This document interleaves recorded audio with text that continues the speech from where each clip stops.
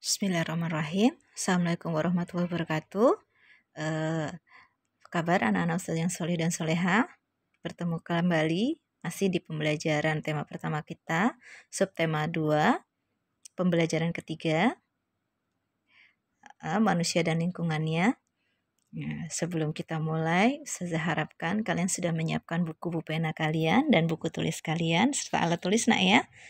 Insya Allah pembelajaran ketiga ini kita akan belajar tentang muatan ilmu pengetahuan sosial dan juga bahasa Indonesia serta pendidikan kewarganegaraan atau nilai-nilai luhur dalam sila-sila Pancasila dalam kehidupan sehari-hari.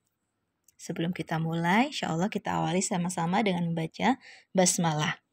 Oke, pembelajaran ini bertujuan agar kalian mampu atau mengerti, memahami kondisi geografis Indonesia dalam peta, serta kalian mampu menentukan ide pokok dalam teks percakapan, dan kalian mampu bersikap sesuai dengan nilai-nilai Pancasila dalam kehidupan sehari-hari. Oke, kita mulai dari muatan ilmu pengetahuan sosial.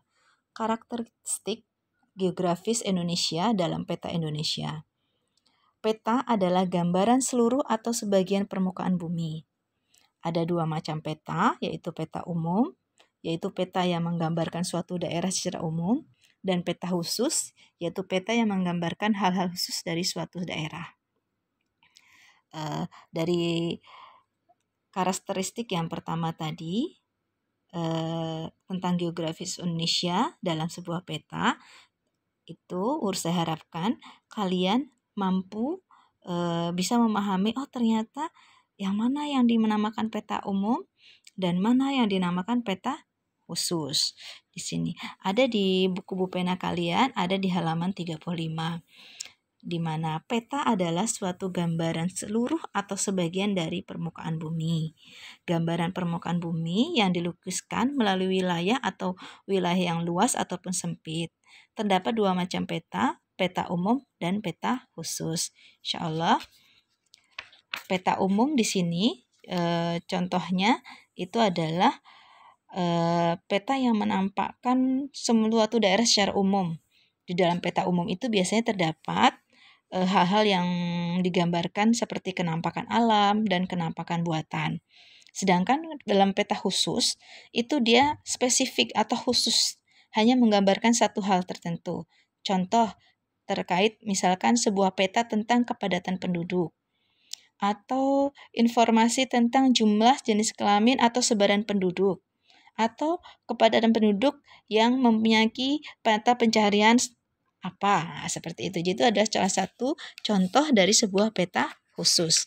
Insya Allah kita lanjutkan dengan menentukan ide pokok pada teks percakapan. Insya Allah kita mengulang kembali ya. Insya Allah ini ada sudah di pembelajaran hari lalu.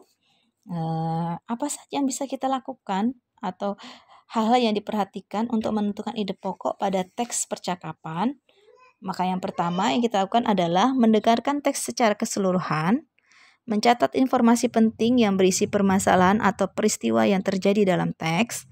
Yang ketiga, menemukan topik teks percakapan. Dan yang keempat, menentukan kalimat utama yang menjadi inti permasalahan dari teks tersebut. Yang kelima, menentukan ide pokok yang terkandung dalam kalimat utama pada teks percakapan. Insya Allah nak ya. Oke. Kita lanjutkan dengan perilaku apa saja yang sesuai dalam kehidupan sehari-hari kita.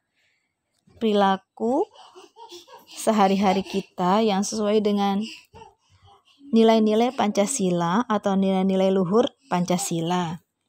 Contoh yang sesuai di sini contoh perilakunya. Yang pertama bisa dengan beribadah dengan tekun, beribadah dengan khusyuk, beribadah dengan tekun. Kemudian memberikan sedikit kelebihan rezeki kepada saudara kita yang belum beruntung. Kemudian apalagi bisa juga dengan kita melakukan musyawarah. Nah, sedangkan apa saja perilaku yang tidak sesuai? Perilaku yang tidak sesuai ada berebut mainan, kemudian menunda-nunda sholat kita, menunda-nunda pekerjaan kita.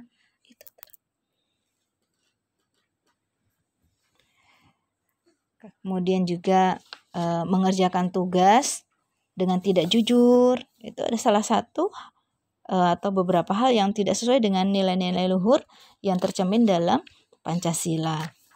Ustazah harapkan dalam pembelajaran kita selama pandemi ini, maka kalian tetap berusaha untuk jujur dalam setiap hal atau setiap tugas yang diberikan Ustazah. Karena sekali lagi, anak-anakku yang soleh dan soleha,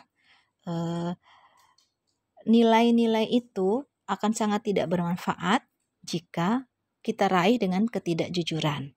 Insya Allah ya nak ya. Tapi saya yakin kalian semua pasti anak-anak ustazah yang sangat jujur dalam mengerjakan beberapa banyak hal. Untuk hari ini ustazah cukupkan. Alhamdulillah ya, semuanya sudah bisa menyimak pembelajaran ketiga kita. Semoga bermanfaat, semoga menambah berkah ilmu kepada kalian dan tetap jaga kesehatan.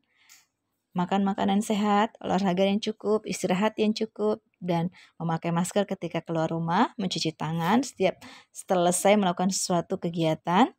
Ustazah akhiri dengan sama-sama baca hamdalah. Alhamdulillahirabbil alamin. Wassalamualaikum warahmatullahi wabarakatuh.